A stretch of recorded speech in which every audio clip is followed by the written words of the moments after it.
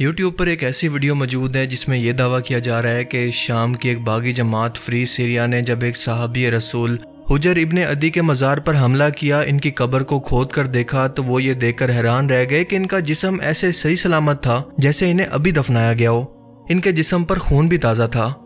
جیسا کہ آپ اس ویڈیو میں دیکھ سکتے ہیں۔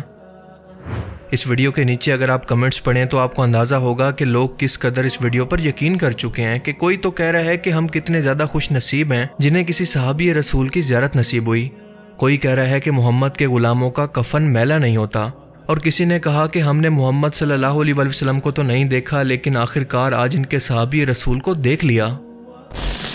اس کے علاوہ باقاعدہ اردو اخبار کے اندر بھی اس خبر کو چھپوایا گیا جس کا ٹکڑا آپ اپنی اسکرین پر دیکھ سکتے ہیں۔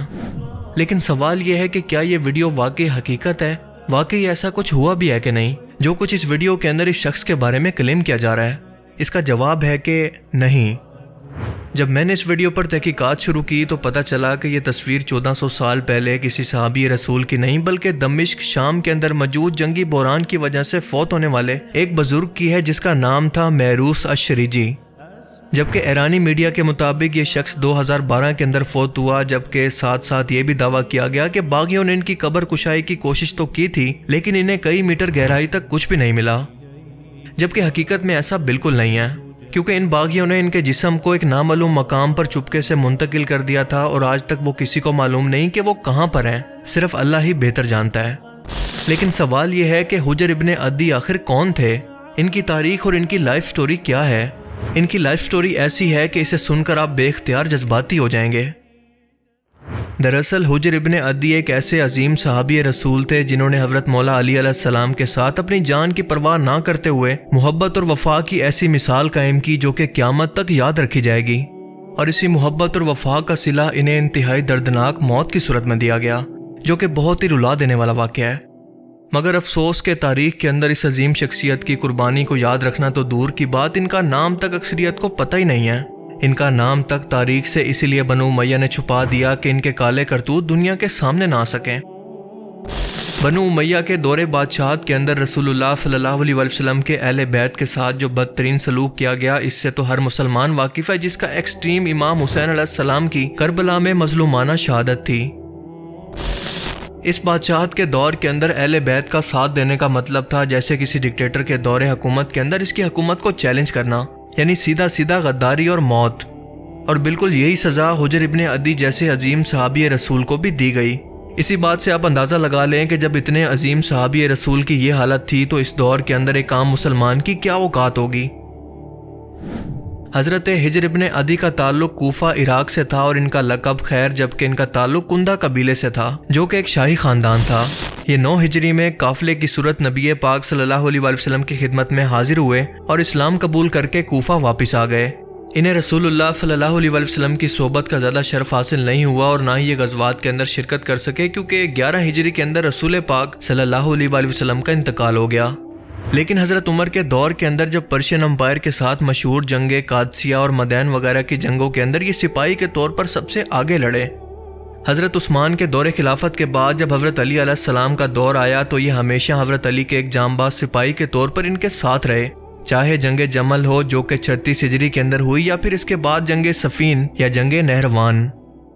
جنگ جمل کے وقت جب حضرت عائشہ رضی اللہ تعالیٰ عنہ، حضرت طلحہ، حضرت زبیر ایک طرف اور امام علی علیہ السلام دوسری طرف تھے، اسی دوران امام حسن علیہ السلام اور حضرت عمار بن یاسر کوفہ کی مسجد کے اندر گئے اور حضرت حسن کو اوپر ممبر پر بٹھا کر خود ایک نیچے سیڑھی پر کھڑے ہو کر کہا کہ اے کوفہ کے لوگو، عائشہ دنیا اور آخرت کے اندر تمہارے نبی کی بیوی ہے، لیکن اللہ ان کے ذریعے تمہیں آزما رہا ہے کہ تم اس اختلاف کے وقت اللہ کی اطاعت کرتے ہو یا پھر عائشہ کی۔ اسی دوران حجر ابن عدی جو کہ اپنے قبیلے کے سردار تھے اٹھ کر کھڑے ہوئے اور کہنے لگے کہ میں اور میرا قبیلہ علی کے ساتھ ہیں۔ انہوں نے ہی 9645 بندوں کو اکٹھا کر کے حضرت علی علیہ السلام کی فوج کے اندر شامل کروایا اور اللہ تعالیٰ نے جنگ جمل کے اندر ان کو فتح دی۔ بعد میں کندہ قبیلے کے علاوہ حاضر موت، قزا اور مہرہ قبیلے کا سردار بنا کر جنگ جمل کے اندر شامل کیا گیا، اور اس جنگ کے اندر کیونکہ حضرت علی کی فتح ہوئی تھی لیکن 10,000 مسلمان بھی اس جنگ کے اندر مارے گئے تھے۔ اسی طرح سے جنگ صفین اور نہروان کے اندر بھی یہ مولا علی علیہ السلام کے ساتھ رہے۔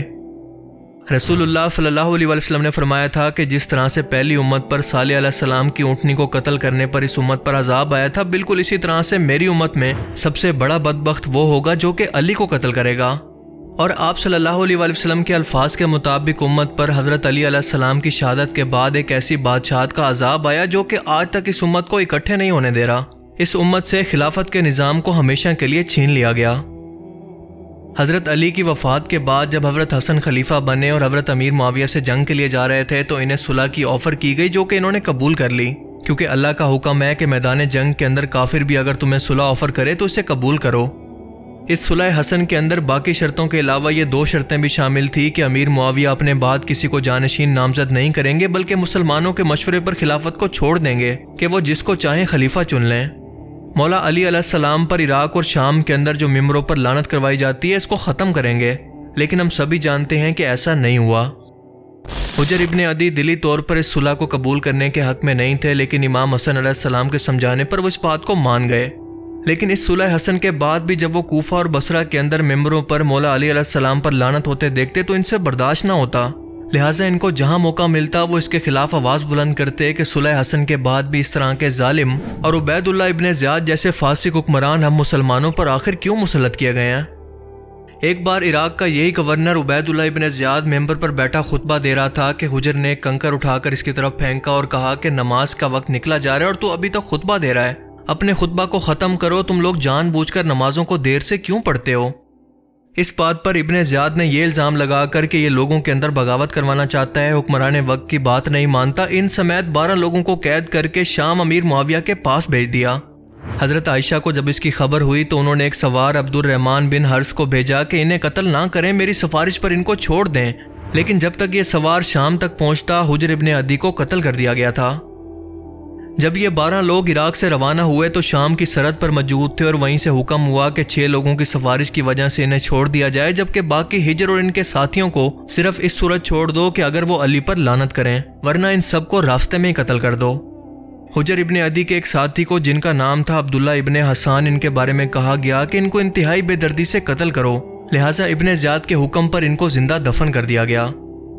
جبکہ باقی ساتھی جن کے اندر حجر ابن عدی بھی شامل تھے ان سے کہا گیا کہ ایک بار علی پر لعنت کر دو تو تمہیں چھوڑ دیں گے۔ حجر ابن عدی نے جواب دیا کہ ساری زندگی مولا علی علیہ السلام کا ساتھ دیا، لیکن اب موت کے ڈر سے یہ اتنا بڑا گناہ میں کبھی نہیں کر سکتا، میں یہ اتنا بڑا گناہ اپنے ساتھ قبر میں نہیں لے کر جاؤں گا، اللہ کو ناراض نہیں کروں گا۔ ان کے سامنے ان کی قبریں کھود کر خود جلاد نے ان سے پوچھا کہ تمہاری کوئی آخری خواہش ہو تو بتاؤ۔ حجر ابن عدی نے جواب دیا کہ مجھے 2 رکعت نماز پڑھنے دو، اور جلدی جلدی نماز ادا کر لی۔ نماز سے فارغ ہو کر کہا کہ میں نے زندگی کے اندر اتنا تیزی سے نماز کبھی نہیں پڑھی، اور میں نے ایسا اس لیے کیا کہ تم لوگوں کو یہ نہ لگے کہ میں نے موت کے ڈر سے اس کو لمبا کر دیا۔ میری دوسری خواہش یہ ہے کہ مجھے انہی بیڑیوں کے اندر اسی لباس کے اندر اپنے خون کے نشانوں کے ساتھ دفن کرنا، میں معاویہ سے پورے صراط پر اللہ کے سامنے اسی حالت کے اندر انصاف مانگوں گا،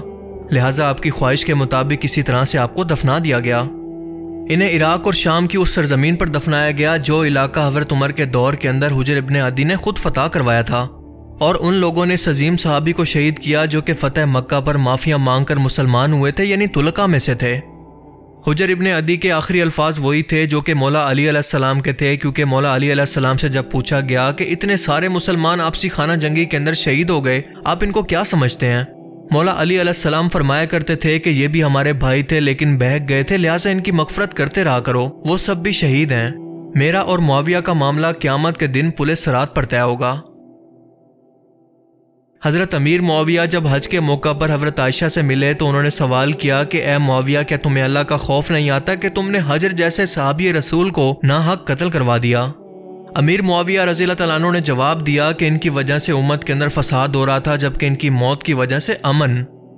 امام حسن بصری لکھتے ہیں کہ امیر معاویہ نے 4 ایسے کام کیے جن کی وجہ سے ان کا زوال ہوا، ان میں سے ایک کام تو حکومت وقت کی بغاوت کرنا، دوسرا ابن زیاد جیسے حکمرانوں کو لگانا، تیسرا شرابی اور اپنے عیاش بیٹے یزید کو بادشاہ بنانا، اور چوتھا تھا حجر ابن عدی جیسے صحابی رسول کو ناحق قتل کرنا۔